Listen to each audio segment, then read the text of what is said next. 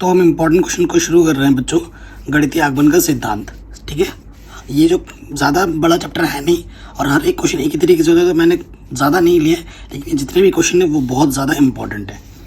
कह रहे सभी धन पूर्णांक के लिए सिद्ध कीजिए कि जो 2 की पावर n होता है वो n से बड़ा होता है। गणितीय आगमन के सिद्धांत को हर क्वेश्चन में हमें सिद्ध करना है, तो कैसे करना है वो देखते हैं। स्टेटमेंट हमारे पास क्या है देखते हैं। पहला क्वेश्चन है बच्चों, सॉल्यूशन पे आ जाते हैं। ठीक है, तुम्हें कथन क्या दे रखा है? कथन हमारे पास Pn बराबर क्या है बच्चों? वो है 2 की पावर n, ये चीज़। ठीक है, ये हमारे पास कथन है। सो स्टार्ट करते हैं। 3 स्टेप में चलता है, n बराबर 1 के लिए, n बराबर k के लिए, n बराबर k प्लस 1 के लिए। तो स्टार्ट करेंगे स्टेप 1 से। स्टेप 1, ठीक है, n बराबर 1 के लिए,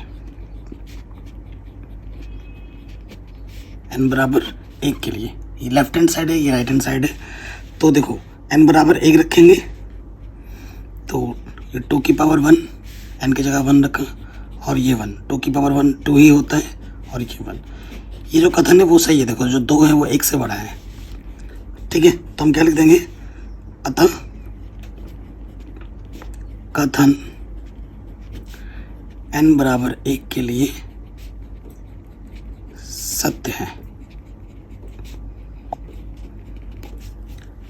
कोई दिक्कत नहीं होगी। अब आ जाते हैं स्टेप 2 में। स्टेप 2 में क्या है? n बराबर k के लिए,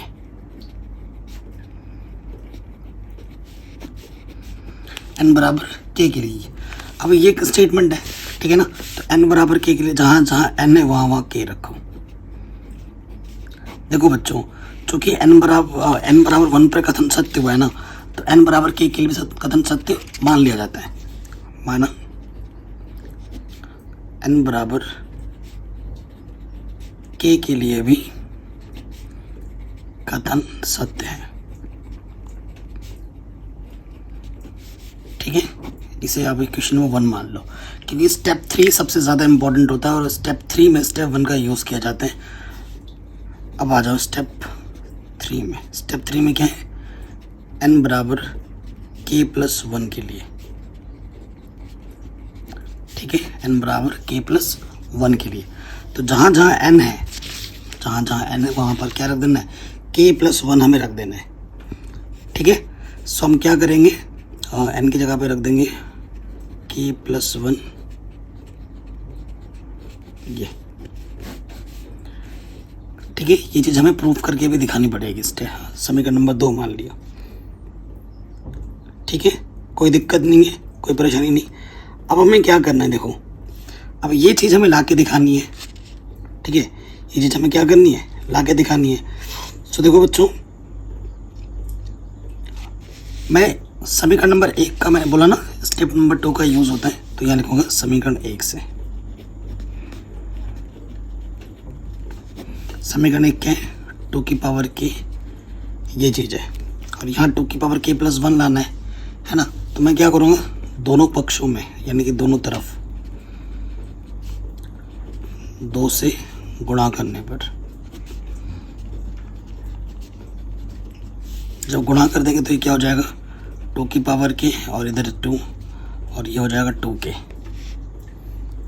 बताइए, कोई दिक्कत, कोई परेशानी नहीं है?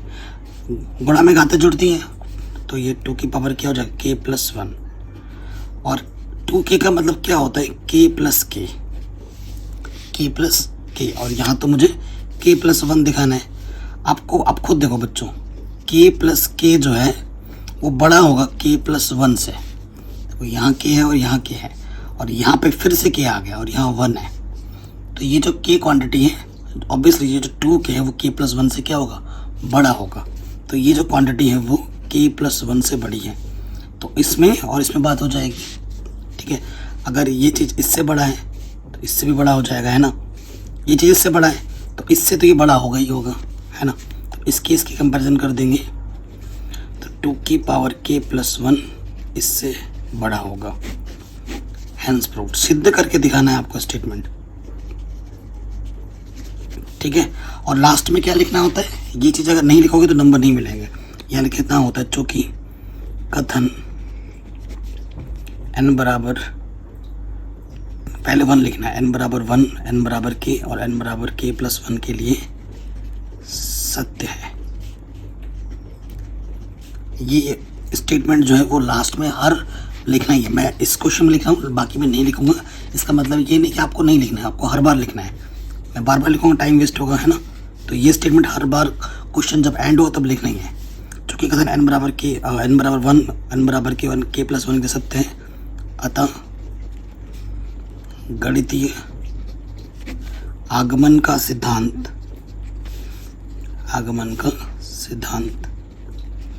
सत्यापित है।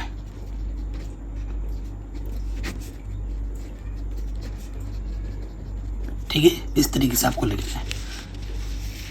इजी सा क्वेश्चन था, आराम से हो गया, कोई दिक्कत नहीं।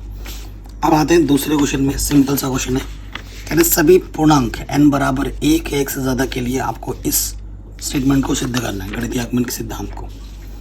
करते हैं क्वेश्चन नंबर 2। प्लीज़ बच्चों वीडियो को लाइक ज़रूर कर दें, डिस्क्रिप्शन ज़रूर चेक करें। क्लास 11 मैथ्स मैंने पूरी पढ़ा रखी है। हमारे पास कथन क्या है, कथन हमारे पास है Pn। प्रॉपर जैसे एग्जाम में लिख रहे हैं ना वैसे ही लिख रहा हूँ। Pn हमारे पास क्या है, 1 के अपॉन में 1 × 2, 2 × 3 ऐसे ही चलता जा रहा है। और इधर क्या है, n के अपॉन में n+1। ठीक है, ये हमारे पास कथन है। तो स्टेप 1 पे आ जाओगे, n बराबर 1 के लिए।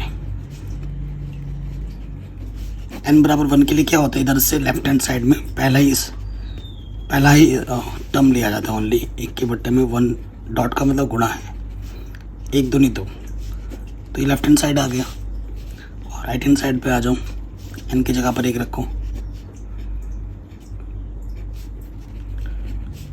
ठीक है, तो देखो 1/2 जो कि लेफ्ट हैंड साइड बराबर है राइट हैंड साइड के, अतः कथन n बराबर 1 के लिए सत्य है। ठीक, कोई दिक्कत नहीं है। स्टेप 2 पे आ जाओ। स्टेप 2 में आ जाओ, n बराबर k के लिए।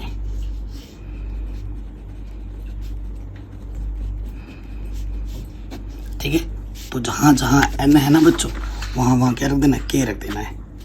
ठीक है, सो स्टेटमेंट पे आ जाते हैं। क्या है, 1 × 2, 2 × 3, लास्ट वाला टर्म क्या है, 1 के बट्टे में k+1 और इधर आ जाएगा k+1। ठीक है, कोई दिक्कत। n टर्म n की जगह पे मैंने क्या रख दिया, k रख दिया दोनों तरफ। इस समीकरण को मान लो समीकरण ए। स्टेप 2 का यूज़ होता है। तो कथन n बराबर 1 के लिए सत्य होता है, तो n बराबर k के लिए भी सत्य हो जाता है। लास्ट में देखिए, माना n बराबर k के लिए कथन सत्य है। और इसका उपयोग करके आपको तीसरे स्टेप में दिखाना पड़ेगा। स्टेप 3 पे आ जाओ। ठीक है, स्टेप 3 में क्या हो जाएगा, n बराबर k+1 के लिए। तो जहाँ जहाँ n है वहाँ पर क्या रख दो, k+1 रख दो।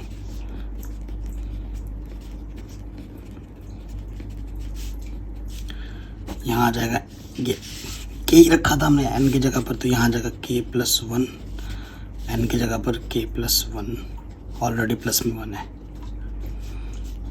n की जगह पर k+1। ठीक है, ये रख दिया हमने। अब देखो बच्चों, थोड़ा इसको सिंप्लीफाई करते हैं। यहाँ से आ जाएगा 1 के बट्टे में k+1, k+2, k+1, k+2। ठीक है, कोई दिक्कत कोई परेशानी नहीं है। अब क्या है ना, अब आपको क्या करना होगा, इस स्टेटमेंट को प्रूफ करके आपको दिखाना है ना। इस स्टेटमेंट को प्रूफ करके दिखाना है। तो अब क्या होता है कि इसके बाएं पक्ष को हम लेते हैं और दायां पक्ष प्रूव करके दिखाते हैं, ठीक है। तो लिखेंगे यहाँ पर बायां पक्ष लेने पर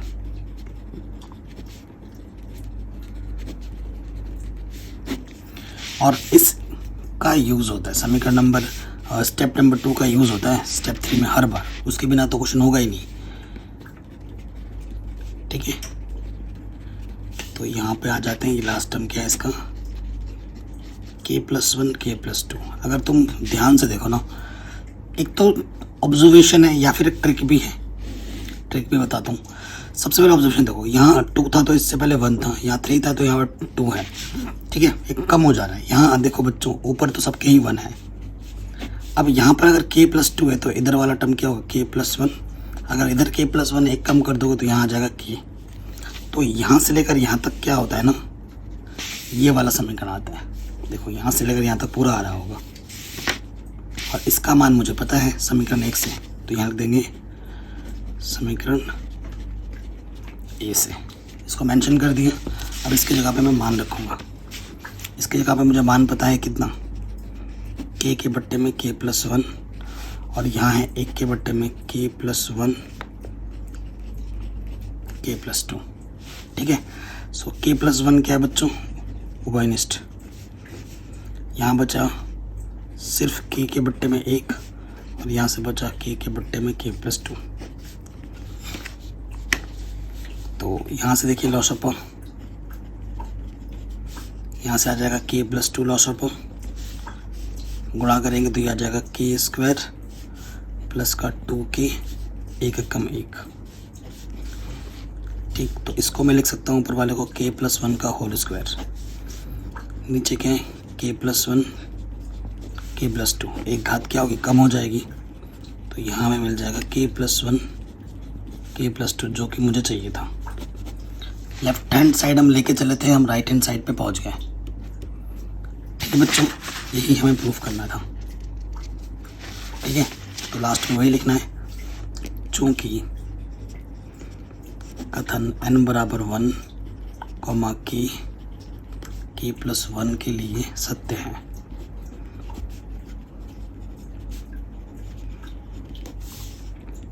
इसलिए गणितीय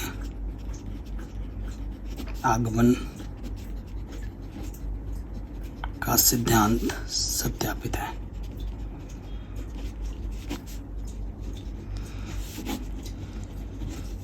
ठीक है, कोई दिक्कत नहीं होगी। तो इस तरीके से ये क्वेश्चन आपका आराम से बन गया। अब आते हैं नेक्स्ट क्वेश्चन में। कह रहे सिद्ध कीजिए सभी n जो आ रहे हैं प्राकृतिक संख्या से आ रहे हैं और ये जो चीज़ है मुझे दिखानी 244 से भाज्य है। ठीक है, किससे भाज्य? अरे भाई 244 से नहीं होगा, ये चीज़ है। एक बार चेक कर लेता हूँ मैं क्वेश्चन। तो गाइज ये 244 नहीं है, यहाँ पर है 24 है। ठीक है, तभी तो मुझे कह रहा था कुछ गड़बड़ लग रहा है। 24 है ओनली। ठीक है, 24 से भाज्य है, ये स्टेटमेंट है। 24 से मुझे भाज्य दिखाना है। तो देखो कैसे होगा, सोल्यूशन पे आ जाते हैं। तो क्वेश्चन नंबर ये हमारा तीसरा है। ठीक है, तो करते हैं इसको सॉल्व।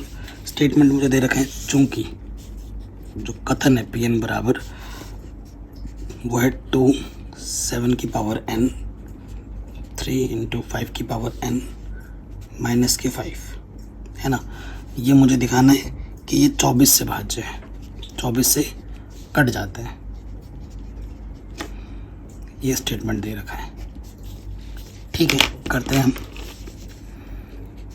n बराबर 1 के लिए स्टेप 1।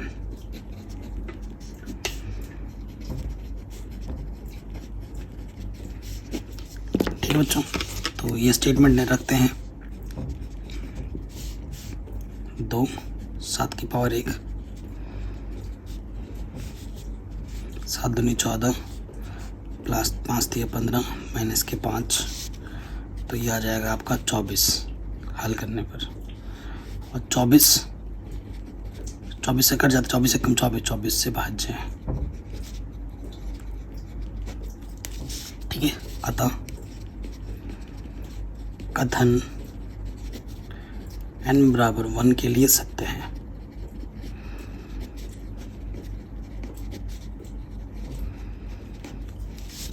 ठीक है, अब आ जाओ नेक्स्ट स्टेप 2 में।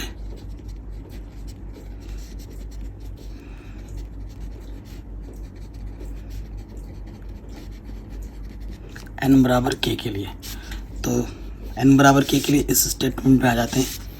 हाँ, तो यहाँ पर लिखेंगे पी के यानी कि 2 इंटू 7 की पावर k प्लस 3 इंटू 5 की पावर k माइनस 5 24 से भाज्य है।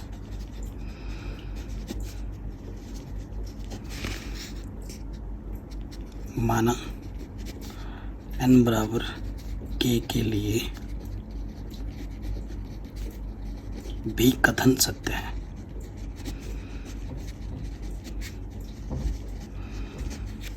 ठीक है, कोई दिक्कत कोई परेशानी नहीं होगी। अब इसका एक समीकरण मान लेते हैं, इसको एक समीकरण 1 मान लिया। अब इसका यूज होता है स्टेप 3 में। ठीक है, स्टेप 3 पे आ जाते हैं। अब हम स्टेप 3 n बराबर k प्लस 1 के लिए,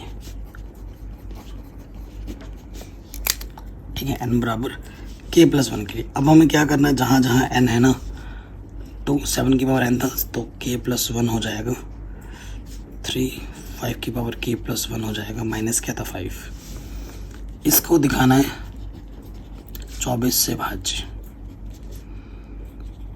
ठीक है, इसको हमें दिखाना है 24 से भाज्य है, ये हमारा टारगेट है। अभी भाज्य पता नहीं चला, 24 का भाज्य तभी दिखा पाओगे 24 जब गुणज में आएगा। ठीक है, 24 जब गुणज में आएगा तभी तुम इसको दिखा पाओगे। क्लियर, कोई दिक्कत यहाँ पे कोई परेशानी नहीं होनी चाहिए। अब देखो इस वाले स्टेटमेंट को मैं कैसे लिख सकता हूँ। अब देखिए इस स्टेप को ना तोड़ के लिखना है किसी भी तरीके से। अब मैं क्या करूँगा ना, यहाँ से ये स्टेप अगर समझ गए तो सब कुछ हो गया, इसी स्टेप का ही खेल है। ठीक है, सो मैं यहाँ से ना इसको तो मैं तोड़ दूंगा, और एक ही स्टेप में देखो मैं इसको कैसे लिख सकता हूँ, 2 7 की पावर k इंटू 7, इसको मैं लिख सकता हूँ 3 इंटू 5 की पावर k इंटू 5 की पावर 1 माइनस के 5। ठीक है, अब मैं क्या करूँगा ना, अब मैं कॉमन निकालूंगा। ठीक है, 7 कॉमन निकालूंगा, 7 बाहर निकालूंगा, लेकिन यहाँ पर 7 आपको बाहर मतलब दिख नहीं रहा है, ये 5 3 15 ही है, 7 में उभनिश निकाल लूँ तो एक चीज़ देखना। तो यहाँ से क्या बचेगा, यहाँ से तो चलो कॉमन आ जा रहा है 2 इंटू 7 की पावर k। ठीक है, और मैं उभनिश निकाल लूँ तो उस हिसाब से मैं इसको तोड़ूंगा खोड़ूंगा, 5 है। ठीक है, सो मैं जो चीज़ एक्स्ट्रा निकाल रहा हूँ वो मैं बाहर उसको कर भी दूंगा। ठीक है, उसकी टेंशन मत लो। सो यहाँ से हो जाएगा 3 इंटू 5 की पावर k। ठीक है, तो यहाँ से 5 है, ये माइनस के 5, ये हो गया 3 इंटू 5 की पावर k। क्लियर, मैं इस वाले देखो मैं कर क्या रहा हूँ ना, इस वाले टर्म को मैंने बाहर कर दिया, इस वाले टर्म को। ठीक है, और साथ में क्या कर रहा हूँ ना, इस वाले टर्म को मैंने बाहर रखा है, और मैं इस वाले टर्म को मैंने एक बार जोड़ा और इस वाले टर्म को मैंने एक बार घटाया। ठीक है, और कुछ नहीं किया, और फिर मैंने -5 भी एक बार किया, और फिर मैं एक बार +5 कर दूंगा, सेम चीज़ कर दी। और ये जो 2 स्टेप थे उनको मैंने बाहर कर दिया, इसको मैंने क्या कर दिया, बाहर कर दिया। क्यों, ताकि मैं समीकरण 1 का उपयोग कर पाऊँ, इसलिए मैंने इसका ऐसा बनाया है। अब देखो ये दोनों स्टेप मैंने बाहर किए, और ये चीज़ मैंने जोड़ी घटाई, ये चीज़ मैंने जोड़ी और घटाई, तो संख्या पे कोई प्रभाव नहीं पड़ेगा। अब इसका एक बेनिफिट क्या है, बेनिफिट बहुत बड़ा बेनिफिट है यार। इसकी जगह पर मैं बोल सकता हूँ कि ये 24 से भाज्य है, और ये चीज़ तुम्हें दिख रही होगी ब्रैकेट के अंदर। ठीक है, ये चीज़ तुम्हें दिख रही होगी, यहाँ से लेकर यहाँ तक ये 24 से विभाज्य है।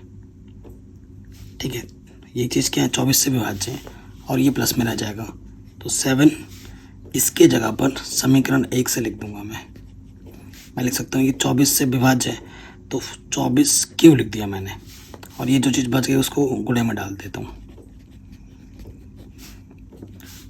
ठीक है, गुणे में डाल देता हूँ, 5 3 15 था ना, 5 3 15 यहाँ लिख दो डायरेक्ट। ठीक है, तो 15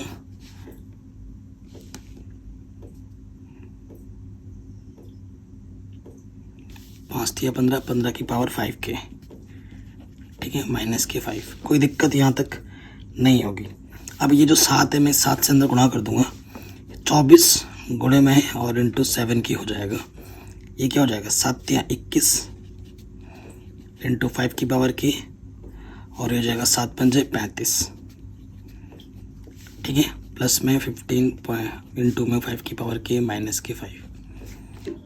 कोई दिक्कत कोई परेशानी नहीं होगी। अब ये प्लस का है, ये माइनस का है, कितना बचेगा? इसमें तो कोई इश्यू नहीं है क्योंकि ये 24 गुणे में आ चुका है गुणज। बाकी इसको दिखाना है किसी तरीके से 24 का गुणज। तो 21 में से 15 घटाओगे 6 आ जाएगा, 6 इंटू 5 की पावर के, और 35 माइनस का 5 घटाओगे तो ये क्या आ जाएगा, प्लस के 30। तो 6 यहाँ से कॉमन है,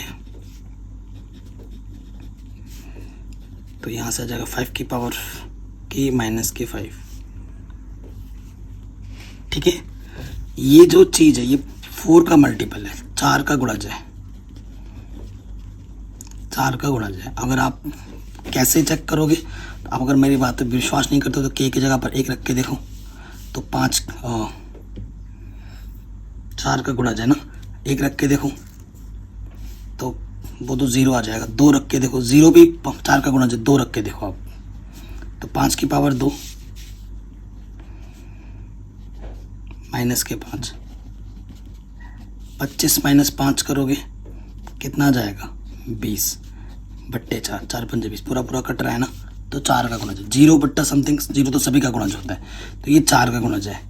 तो इससे मैं लिख सकता हूँ, इसी वजह से जानबूझ के क्वेश्चन रखा है क्योंकि बहुत ही शानदार क्वेश्चन है ये, इसमें बहुत दिमाग का यूज़ करना पड़ रहा है। तो 6 और ये किसका गुणज है, 4 का, तो 4 क्यों लिख दिया, 4 छंग 24, ये कितना आ गया 24 क्यों, तो यहाँ से भी 24, यहाँ से भी, टोटल 24 बाहर आ गया, अंदर बचा 7 क्यों, और ये सिर्फ क्यों। इससे कुछ मतलब नहीं है, इससे तुम क्यों मानो या कुछ भी मान लो, क्यों की जगह तुम एम मान लो, कुछ भी मान लो, ठीक है। मतलब इससे है कि बाहर गुणज में कितना आ गया 24, अतः यह 24 से विभाज्य है। ये आपका आंसर आ गया। लास्ट में तो वही लिखना होता है, चूँकि कथन n बराबर 1 के लिए सत्य हैं, k के लिए सत्य हैं और k प्लस 1 के लिए सत्य हैं, अतः गणितीय आगमन का सिद्धांत सत्य है, ठीक है। ये चीज़ आप मेंशन कर दोगे, कोई दिक्कत नहीं है। अब आ जाओ नेक्स्ट क्वेश्चन में, क्वेश्चन नंबर 4, ठीक है। इसको करते हैं क्वेश्चन नंबर 4, 5 मोस्ट इंपॉर्टेंट है, आगे आ जाते हैं।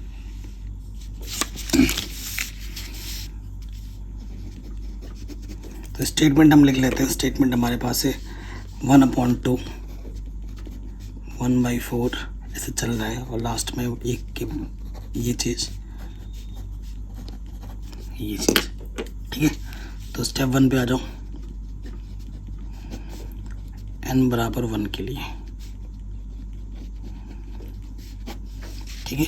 तो n बराबर 1 के लिए देखेंगे तो लेफ्ट हैंड साइड कितना है, 1/2, एक ही स्टेप लेना होता है, और राइट हैंड साइड 1, ये चीज़ 1 में से 1 आधा घटाएंगे तो आधा बचेगा, ठीक है। चूँकि लेफ्ट हैंड साइड क्या है बच्चों, राइट हैंड साइड के बराबर है, अतः n बराबर 1 के लिए कथन क्या है, सत्य है।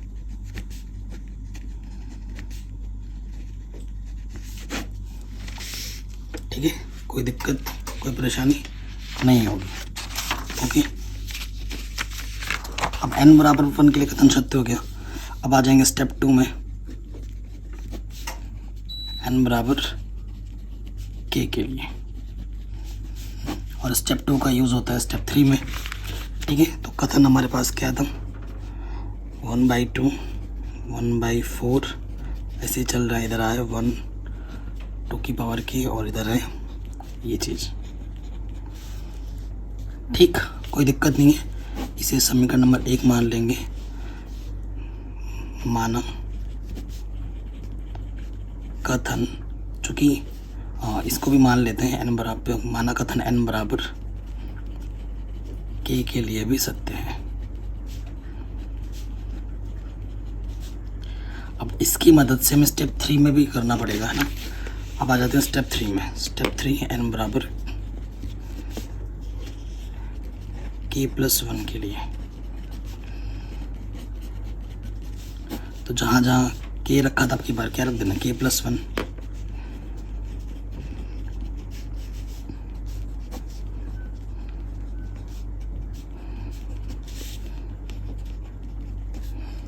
ठीक है, कोई दिक्कत कोई परेशानी नहीं होगी। अब ये हमारा आ गया, इसको प्रूव करना है। इसका लेफ्ट हैंड साइड रखे राइट हैंड साइड लाना है। ठीक है, तो ये बायां पक्ष लेना पड़ेगा और दाएं पक्ष को हमें लाना पड़ेगा। तो हम यहाँ लिख देंगे बायां पक्ष लेने पर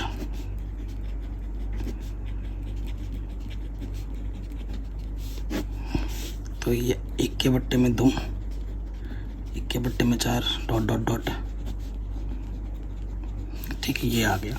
अब मैंने बोला है कि इससे पहले ना समीकरण 1 का यूज़ होता है, स्टेप 2 का यूज़ होता है। तो ये वाला टर्म यहाँ लिख दो। ठीक है, यहाँ 2 की पावर 1 है, ये 2 की पावर 2 है। अगर 2 की पावर k+1 है तो इससे पहले वाला टर्म क्या होगा, 2 की पावर k होगा। एक एक बढ़ रहा है ना। तो यहाँ से समीकरण 1 से हमें इसका मान पता है, क्या है, यह है इसका मान। उठा के रख देंगे 1, 1 के बट्टे में 2 की पावर k, और यहाँ पर है ये चीज़। बताइए, कोई दिक्कत यहाँ तक नहीं होगी। अब हमें क्या करना है, इसको सॉल्व कर लेना है। ठीक है, अब इसको हमें क्या करना है, सॉल्व करना है। सो देखिए बच्चों, ओके, ये चीज़ आ गई। इसको मैं लिख सकता हूँ कैसे बच्चों, 2 की पावर k इंटू में 2। इस वाले टर्म में से 1/, ये चीज़ क्या है, कॉमन है, तो कॉमन निकालो। यहाँ से पूरा बाहर आ गया तो 1, चूँकि बाहर नेगेटिव है ब्रैकेट लगाया है तो अंदर नेगेटिव हो जाएगा। ये बाहर आ गया, यहाँ से बचेगा 1/2। 1 में से 1/2 घटा दो, 1 में से आधा घटाएंगे तो आधा ही बचेगा गुणे में। और 2 की पावर 1 है तो गुणा में घाते जुड़ती हैं। यही तो प्रूफ करना था, राइट हैंड साइड, यही तो प्रूफ करना था ना। आराम से आ गया। तो लास्ट में क्या लिख दोगे, चूँकि कथन n बराबर 1 के सत्य, k के सत्य, k+1 के सत्य, अर्थात गणितीय आगमन का सिद्धांत सत्यापित है। तो ये क्वेश्चन भी आपका आराम से बन जाएगा। अब आ जाओ नेक्स्ट क्वेश्चन में, 5वां। ये स्टेटमेंट है, इसके लिए हमें गणितीय आगमन का सिद्धांत सत्य करना है। सो आते हैं क्वेश्चन नंबर, ये हमारा 5 है। जो कथन है वो हमारे पास क्या है, a + r, ar²। n नहीं लिखना है, r में है ना, तो इसको नहीं n में ही लिखना है। लास्ट में क्या जा रहा है, लास्ट में a r की पावर n-1, और इधर है a r की पावर ये चीज़।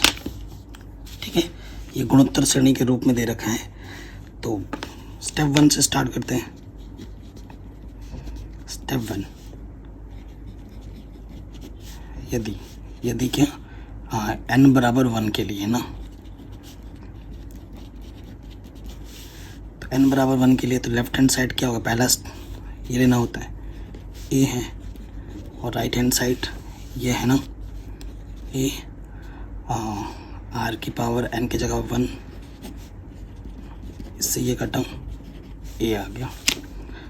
चूँकि लेफ्ट हैंड साइड किसके बराबर है, राइट हैंड साइड के, अतः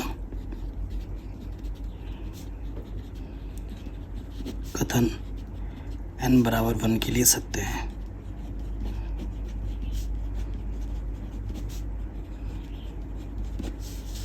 कोई दिक्कत नहीं होगी, आराम से हो गया। अब आ जाओ स्टेप 2 में। हाँ, n बराबर k के लिए। ठीक है, तो जहाँ जहाँ n है वहाँ k रख देते हैं।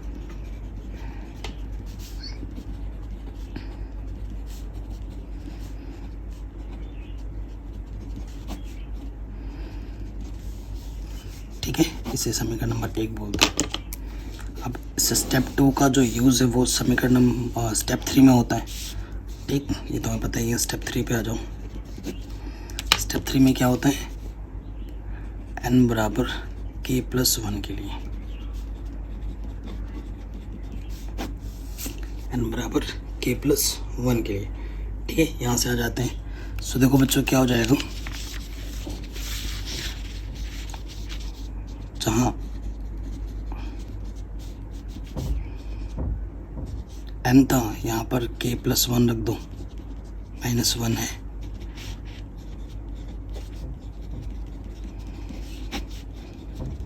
ये चीज़, इसको थोड़ा सॉल्व कर लेते हैं।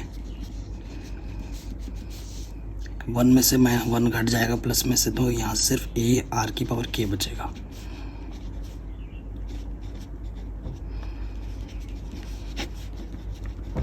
ठीक है, ये चीज़ है।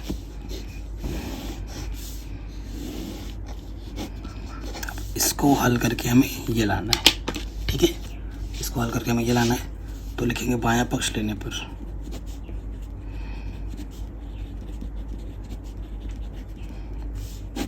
बायां पक्ष ले लेंगे। यहाँ से आ जाएगा A R dot dot dot a⁻k।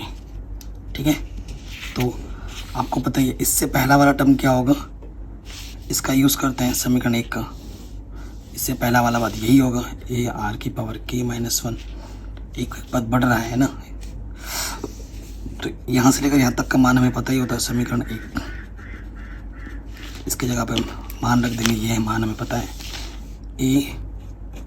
a⁻k ये चीज़ बट्टे r-1, और यहाँ पर है a⁻k। ठीक, कोई दिक्कत तो नहीं है यहाँ तक।